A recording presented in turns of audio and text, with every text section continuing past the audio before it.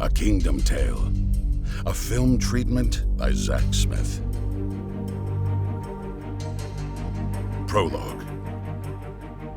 From the most ancient of days, the Isle Kingdom of Elaton had lived by the code, the righteous law of their forefathers. So long as they observed the code, the Elaton kings were endowed with the power of life and healing. The kings appointed a single man to serve as judge and administer the code fairly, but with compassion. Peace and prosperity reigned for centuries, until one judge named Avir became corrupt. Lusting for power of his own, he abused his position as judge to accuse the people of Elaton without mercy. He prosecuted the smallest transgression, and the king was forced to turn over more and more of his beloved subjects to the judge for imprisonment. After years of overzealous prosecution, Avir rebelled against the king. He seduced the queen herself and lured her through dark magic to leave her husband and infant son and join him in his rebellion. At Avir's command, the queen stole the keys to the Black Shafts, an underground passageway to the mainland that tunneled underneath the impassable, heaving waters of the Great Channel. Each side of the Black Shafts were guarded by impenetrable steel doors that could only be opened by the now stolen keys. The king was heartbroken, crushed by the betrayal of his wife and the loss of so many of his beloved people. Avir led the queen and an army of prisoners down through the Black Shafts to the mainland and established his own kingdom, enslaving the prisoners through dark magic. He paralyzed their minds and caused their eyes to turn milky white so that they could only think and see what he caused them to. Avir set his slaves to mining stone in order to construct a fortress for himself in the new land. Despite his anguish, the king of Elaton was bound by the code and could himself do nothing to recover his subjects that were accused by Avir. All hope of rescuing his people was lost. That is, until the prophets heralded in one voice the coming of a noble warrior. Lavix, the young prince himself, would become a champion of freedom for the people. The hope of the king and all the kingdom rested on the boy.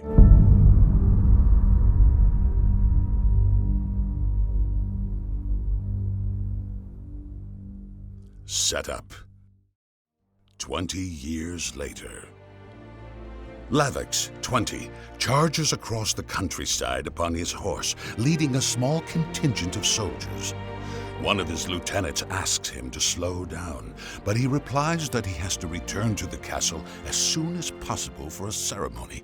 He is to be betrothed today, in learning of his father's selection for his bride. The lieutenant inquires about a few girls that might be in the running. Lavix tells him that there is only one girl that he wants, Dame Nisia. His face lights up just speaking her name. Lavix then notices a column of black smoke. It's too large to be anything normal. The prince decides to investigate. Lavix and his men come to a small village being attacked by hunched, goblin-like creatures. Lavix and his men attack the creatures and slaughter them quickly. Lavix is stabbed in the arm during the battle. After the battle, they mourn the loss of a half-dozen villagers. He reasons that the shaft gate must have been opened, and they need to head straight there, even if it means making them late to the betrothal announcement. The men arrive at the mouth of a cave. Avir himself stands at the mouth with hundreds of the goblin monsters behind him. He wears the judge's badge upon his lapel, and the key to the shaft gate is on a silver chain around his neck. Lavix confronts Avir angrily, but doesn't attack him. The contemptuous and arrogant Avir demands the king turn over all the citizens on a list because they have broken the code. One of the goblins delivers the list to Lavix, who reluctantly takes it.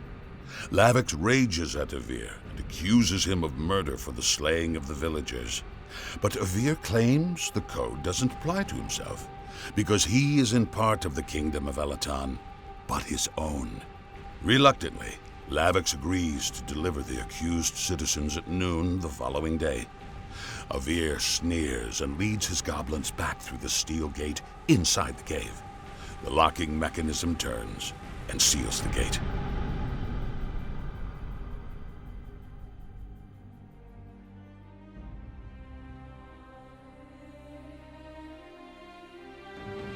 Lavix and his men ride into the kingdom of Elaton.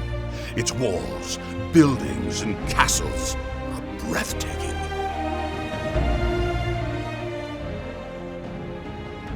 Lavix enters the king's chamber. The king is getting ready and asks Lavix what took so long. They're going to be late. Lavix tells the king of the village attack and the unexpected meeting with Avir. Lavix gives him the list. The king is saddened. The wound of losing his wife is still unhealed and deep. He inspects the names on the list, but explains they have no choice but to follow the code, even when it's being abused by the judge, Avir. The king then notices his wounded arm. The king breathes on the wound, and it instantly heals. If they don't obey the code, the power will pass from their line. The king sends him away to get ready for the betrothal ceremony. Lavix's mood brightens when he thinks about the event. Now clean and in formal dress, the king leads Lavix down a corridor. Lavix asks repeatedly for the king to disclose his decision. Who did the king select for Lavix's bride? The king tells him he will see momentarily and to have patience. Tell me it's Nisia. Please, father, it's Nisia, right? The old man gives him a wink and enjoys seeing his son squirm as they enter into the grand hall. The grand hall is filled with people who cheer their arrival. A veiled figure stands before the throne. The king makes a brief announcement and directs Lavix to the veiled figure. He nervously approaches and lifts the veil. Nisia. The king is proud of his decision. A visibly exhilarated Lavix steps close to her, careful not to touch her skin, and places a metal bracelet on her wrist. She does the same to him. The crowd cheers wildly.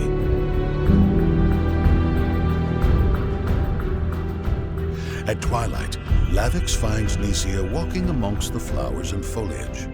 They are chaperoned by an older woman who explains that despite the fact that they are betrothed now, the code still forbids them from touching even once. Girls that are not of age aren't allowed to even touch a man.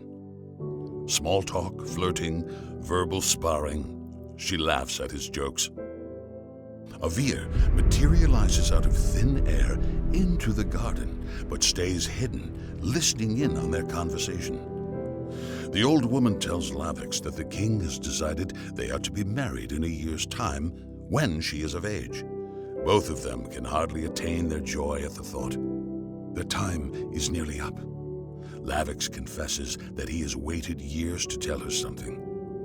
You're my betrothed now, but you've always been my beloved. She nearly melts at his words. The chaperone escorts Lavix out of the garden. Inciting incident. After Lavix has been led away, Avir shapeshifts into the form of a thin old man. He approaches her and offers her a long-stemmed rose. She hesitates, suspicious of the unfamiliar man. He insists she accept it and says he will take it as a slight if she rejects it. She reluctantly extends her hand. The disguised Avir quickly grabs her hand, squeezing it around the thorns upon the stem. She pulls away and looks at her pierced hand. Blood emerges. She protests and tells him that they have broken the code. But the stranger has disappeared. Nisia is terrified and flees from the garden. The king, Lavix, and Nisia are escorted by a large contingent of soldiers as they lead a train of chained citizens, including a small boy, towards the shaft gate. Lavix grits his teeth in anger. Avir awaits with his goblins just outside the gate. The accused are turned over to Avir, but before he leaves, he says he has one more accused to add to the list. Nisia. Lavix is incensed. He demands to know her crime. Avir tells him she allowed a man to touch her. Lavix is devastated. Lavix protests to the king, but the king's hands are tied. Avir has the authority to accuse and judge. Nothing can be done. Lavix watches on in horror and disbelief as a chained, bawling Nisia is turned over to Avir, who announces a death sentence for her crime. The king shakes in anger. Tears escape his eyes at the sight of his son losing his bride to the same man who stole his own. Avir, Nisia, and the prisoners disappear behind the steel shaft gate. The gate is locked. Lavix charges the gate and beats on it until his sword is bent. He falls to his knees in tears. Lavix paces in anger in the garden, desperate, tears in his eyes. A moment of decision. Resolve on his face. He goes to the king and tells him that he's going to rescue his bride. The king tells him that he knows all too well what he is feeling, but that the code allows only one way to rescue a justly accused prisoner. Cost is high, risk are many, and the outcome is uncertain. Lavix knows the code and what must be done, but he has a plan. This plan itself isn't conveyed to the audience. The king states that he will need the royal magic if he is to succeed. Inside the throne room, in the presence of only a few nobles, the prince is crowned co-regent of Elaton. The king breathes a long breath onto Lavix. The magic of life is now transferred. Lavix goes to the armory and gears up. 2 smaller matching swords, knives, 2 hatchets, a bow and arrow quiver, no armor. Lavix rides his horse through the city towards the gate and portcullis. Citizens watch with concern and fear as their warrior king rides out. He stops at the gate and the portcullis is lifted. The king tells him that if he's able to bring back as many of their people as he can, Lavix accepts the mission. If you should find your mother. The king can't even finish the sentence. Lavix nods, and he charges out.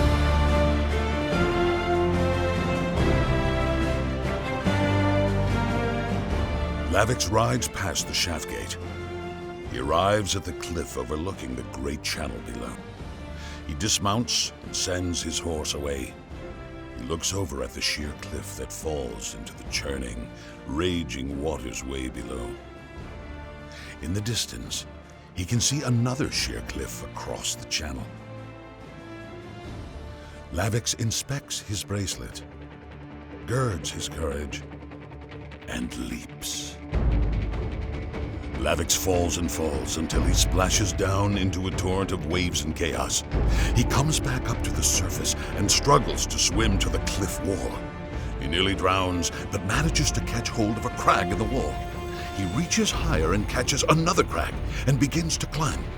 Waves threaten to knock him off the cliff wall. He looks up to a cave opening above him. Soaked and shivering, Lavix ascends up to the cave entrance to find a goblin guard. He slays the guard, but not before the goblin sounds an alarm. Lavix charges in.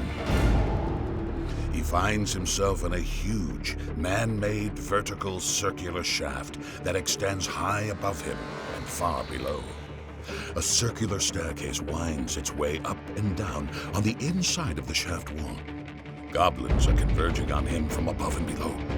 He dodges arrows and fires arrows of his own until the goblins are upon him. He fights his way down the staircase until he reaches the bottom. The bodies of the goblins litter the floor. A tunnel extends horizontally under the great channel, but is filled with goblins. Lavix gets to work and mows them down. Covered in their blood, he arrives at the bottom of a second shaft that goes all the way up to the surface. With all the beasts slain, he starts walking up the long staircase. At the top, Lavix enters a cave and finds a steel gate, just like the one on his kingdom side. It's locked, no way to get through. He notices some roots coming through the wall and ceiling. Gets an idea, takes out his hatchet, and starts chopping into the roots and digging through the dirt. He tunnels his way through the roots. He finally breaks through to see light, but the roots start to move and come to life. He chops furiously, but the roots coil around his body. He fights his way through and barely makes it out of the hole. The roots collapse together to close the hole. He emerges under a massive tree. He is now trapped in the enemy land. It's desolate and rocky, a broken land. Lavix sprints across various landscapes. He crests a mountaintop to see a castle far away in the distance. He then descends into the valley.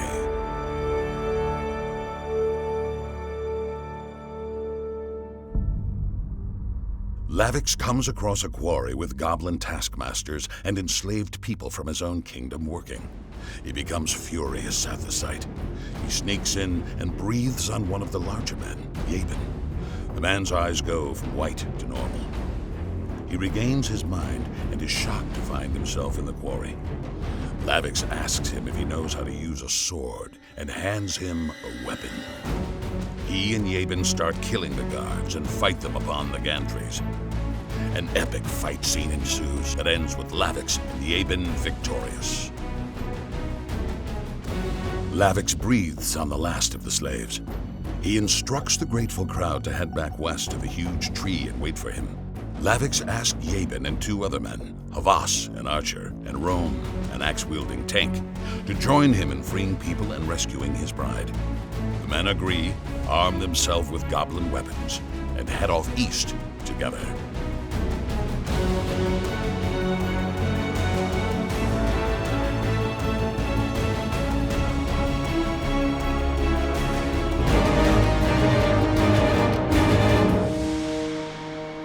The bad guys close in.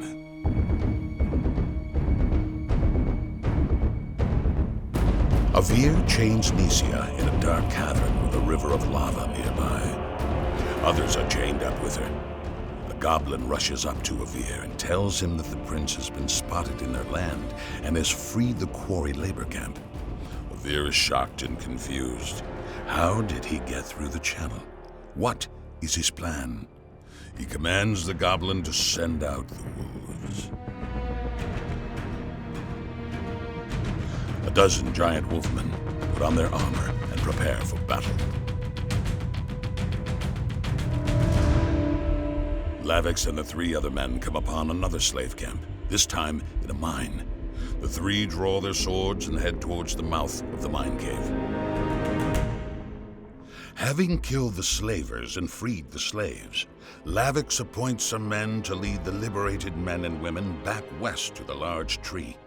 They are to await his return so he could lead them home once he has his bride. 9 more fighting men volunteer to stay with Lavix and help him on his mission. One of them catches sight of the incoming wolfmen, who are in the distance but closing fast. Lavix tells the crowd to hurry off, and that the Fighting 12 will fend them off as long as they can. Lavix and his men set out to meet the ravenous wolfmen. They ford a small stream to find the wolfmen lined up on the crest of a hill, inside a ring of standing stones. Lavix tells his men that the road forward is perilous, and they are free to leave if they don't want to risk their lives. Every man stays by his side for the fight. The 12 wolfmen fight Lavix and his dozen in a brutal battle. Most of the men are injured in some way. They finally manage to defeat the wolfmen, only to find that the youngest of their men, Minog, was badly injured, nearly to the point of death. He is spooked by this experience. Lavix heals the wounds of the survivors. Yabin asks what the plan is once they get to the castle. Lavix doesn't answer, but asks if they trust him. They do, but start to become wary that they can accomplish the mission. They set off towards the castle.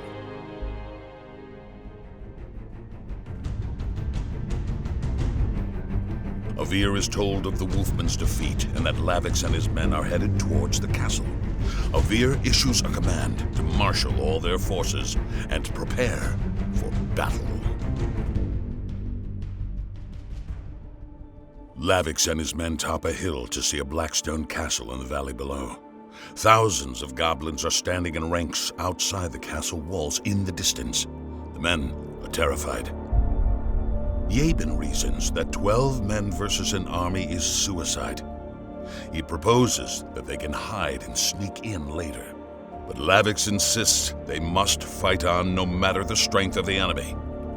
Minog is silent, but trembling in fear. The men reluctantly agree to continue to follow Lavix, but their trust in him is waning. Lavix tells them to get good sleep for tomorrow. They're going to war.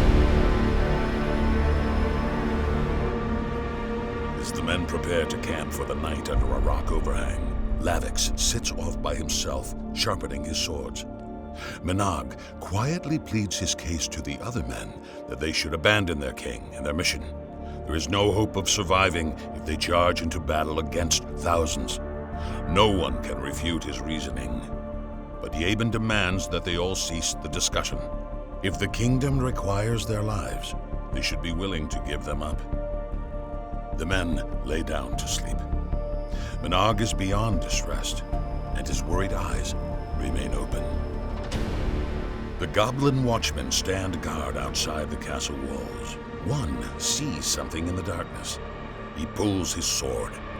Minog emerges from the shadows and demands to speak with Avir. A detachment of goblins glide through the darkness silently towards the rock overhang. Their captain stops, turns to Minog, who is guiding them. Minog points towards the overhang. Lavix lays awake while the other men sleep. He is staring at his weapons that lay a few feet away. Behind him, the contingent of goblins approach stealthily. Minog rushes in quietly and wakes Yabin and the other men, telling them that the goblins are upon them. Yabin protests and draws his sword, yelling for Lavix to wake up. Yabin charges one of the goblins, killing him. When he sees the legion nearing, his bravery fails. Fear takes him. Lavix stands, leaving his weapons on the ground. The goblins descend. Yabin turns to Minog in fury. What have you done? Minog runs away in shame back towards the Goblin Legion. The men have no choice but to flee the opposite direction. The goblins surround the unarmed Lavix. They slowly tighten the circle until one goblin leaps upon him, then another, then another. Lavix, king and co-regent of Eleton, is seized and bound.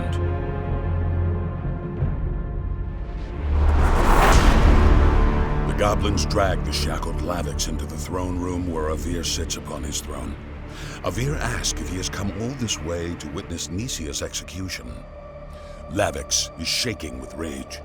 Avir then expresses his annoyance at the slaves that Lavix has cost himself, but assures him that they already know where the escapees are headed and will round them up soon.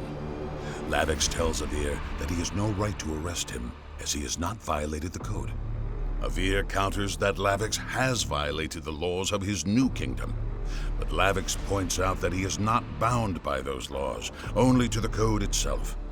Avir has no right to hold him and risks losing his position as judge. Avir realizes he is bested and commands that Lavix be set free. Avir demands that he return to his own kingdom. But Lavix offers Avir a bargain: his own life in place of Nisia's. Spare her life, and Avir can do whatever he likes with Lavix's. You give yourself up for her. I do. With uproarious laughter, Avir accepts his offer. The goblins immediately reshackle Lavix, who for the first time looks genuinely frightened. Goblins chain Lavix to a large beast of burden. Avir then leads Nisia towards Lavix and chains her to the beast as well. Lavix protests that Avir has not followed through on their deal, but Avir counters that the bargain only dealt with Nisia's life, not her freedom.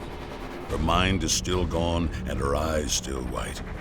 Lavix rages but can do nothing because of his shackles. An amused Avir says that he has grand plans for the last moments of Lavix's life. That night, a bloodthirsty and triumphant Avir leads a procession of goblins and other monsters, with Lavix and Nisia being dragged behind. The human refugees of the huge tree see them coming, scatter, and hide. The procession arrives at the huge tree. They chain Lavix to the tree. Avir waves his hand, and Nisia's eyes clear, and she snaps too. She sees Lavix and cries out in horror. In a loud voice, Avir says that he knows that the freed slaves are close by, and he can hear them, and they will be found and re-enslaved. There is no escape. The rescuer has failed, and will now receive the death sentence given to Nisia. 2 goblins produce whips. Avir tells them to start whipping Lavix, and not to stop until he is bled out. The lashing commences. Lash after lash, Lavix cries out in pain. Blood pools around the base of the tree as his body becomes covered in gashes and lacerations. Some of the hidden onlookers wonder why he isn't even trying to heal himself. Nisia screams out in abject despair. His strength fails and his breath weakens until he breathes his last breath. His body goes limp.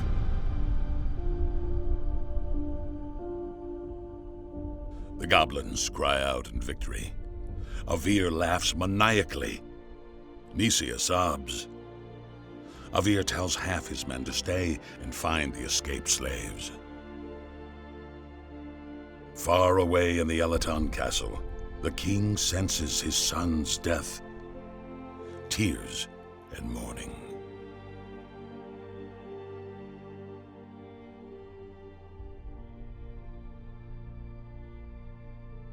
The next day, inside Avir's castle, the party rages.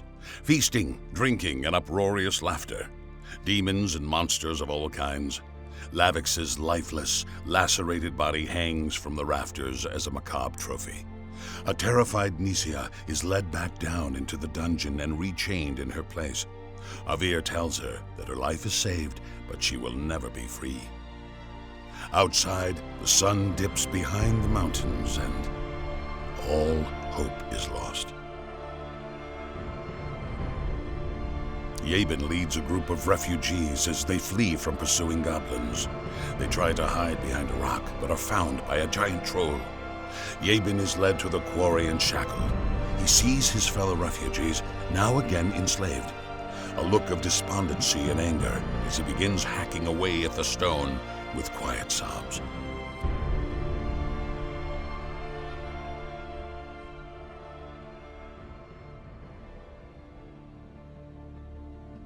Break into 3. At dawn, the king rides out by himself, cloaked and hooded. Passes the shaft gate and goes to the spot where his son leapt from the cliff. The sun peeks over the horizon. It is time. He takes a deep breath and blows out as hard as he can. We follow the breath as it dives down and sweeps over the waters, up the cliff on the other side of the channel, past the large tree shaking its leaves, over the broken land, past the castle walls, through a window, and into Lavix's nose and mouth.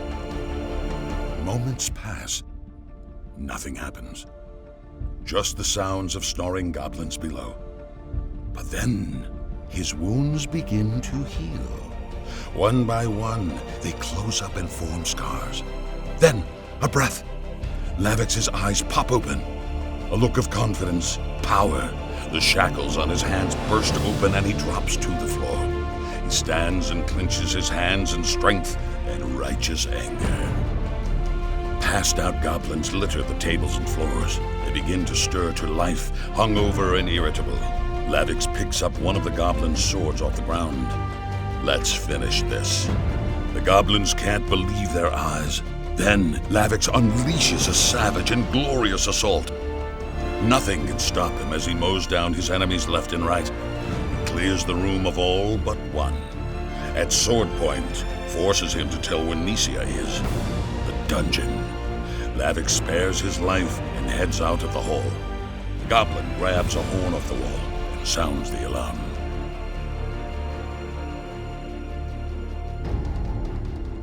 Lavix fights his way down a corridor as goblins and monsters pour out of the rooms responding to the horn blast. He leaves a trail of carnage behind him. Lavix finds a spiral staircase and bolts the door behind him. You can hear goblins beating on the other side of the door as he descends the staircase. He arrives in a lava-lit dungeon where Avir stands in the middle of the chained slaves. His eyes are closed, and he's lost in some dark, magical incantation. The final showdown. Lavix marches directly towards Avir's sword in hand. Avir snaps to, startled and scared. Lavix marches up to his enemy, pulls back his sword, readying a blow. But Avir says Lavix isn't allowed to strike the judge. The code forbids it. Lavix stops for a moment, then Avir thrusts a knife into Lavix's chest. Lavix screams out, nearly swoons. Avir then extends his hands towards Lavix. The wounded Lavix's eyes start showing white in the corner. Lavix struggles to resist the dark magic while he's trying to remove the knife at the same time. The knife gives way a bit. Blood pours forth. The white advances to halfway across his eye. Lavix screams out in effort. The white retreats a bit, but then advances again. He falls to the floor. Avir redoubles his magical efforts. The white advances quicker now, as Lavix looks nearly drained of energy and life. More blood. From across the room, a voice. Lavix, don't let go. I need you. Upon hearing Nisia's voice, Lavix's eyes shoot open. He gives one last shout of pain and effort and pulls the knife. It comes loose. Blood gushes. He cries out in agony as the wounds begin to heal. The white advances slowly but is almost completely covering his eyes. It's a race between the healing and the blinding. Both are completed nearly simultaneously. His eyes close and he falls to the floor, unconscious. Nisia screams out in horror.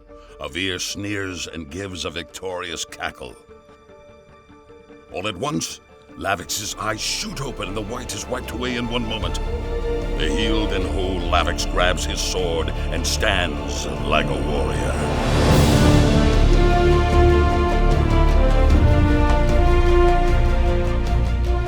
The code forbids the judge from one thing, striking the king. But you're not the king. As co-regent of Elaton, I relieve you of your duties as judge. Lavix snatches the badge of the judge from his lapel and places it on his own tattered pants. Lavix grabs Avir and slams him to the floor.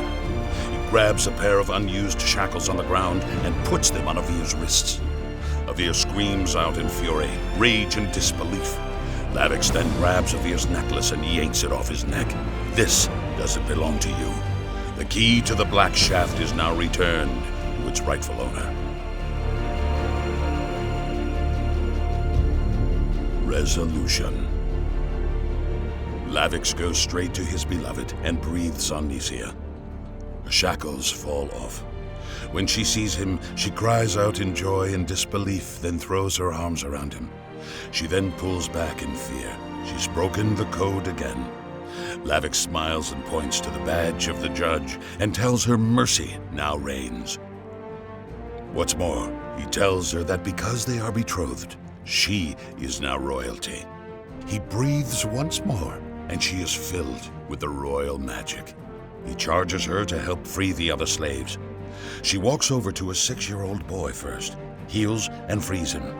She is overjoyed at the sight and her healing powers.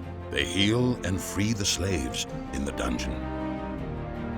With goblins fleeing in fear from them, Lavix leads the captives out of the castle and through the castle gate, triumphant.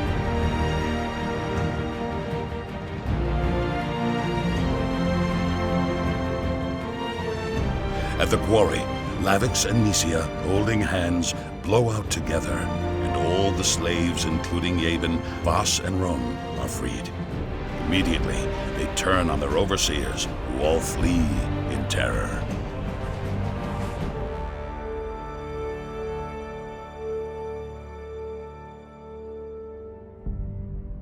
Lavix and Nisia lead the captives to the huge tree in the shaft gate nearby. Lavix pulls his 11 men aside and gives them a mission. He tells them that he himself is going to lead the freed captives back to their home and to their king. He charges them to stay behind with Nisia and protect her as she frees and heals as many slaves as she can in this land. Lavix promises to return soon and to lead all the slaves they've freed back home to Elaton. He pulls Nisia aside and promises that he will be preparing for her the grandest wedding the kingdom has seen or ever will see. He gives her a kiss on the forehead. "You are my betrothed and my beloved." He turns and walks towards the shaft gate. He unlocks it with the key, and the crowd cheers. We're going home.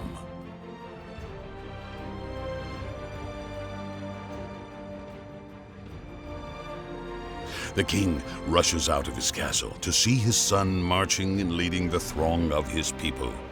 Loved ones are reunited. Tears of joy and squeals of relief are all around. The king throws his arms around Lavix. "Well done, my son. Well done." All the people of the kingdom crowd the throne room. Lavix and the king enter together to thunderous applause. They both approach the double throne. The king sits, and then Lavix sits down next to him on his right. "When should I return for my bride, father?"